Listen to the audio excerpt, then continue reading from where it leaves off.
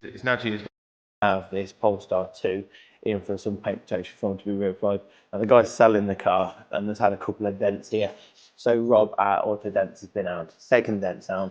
We've taken the old film off, so now we need to get the new film reapplied. We just need to polish this area though, just to make sure it's right before we put the film on.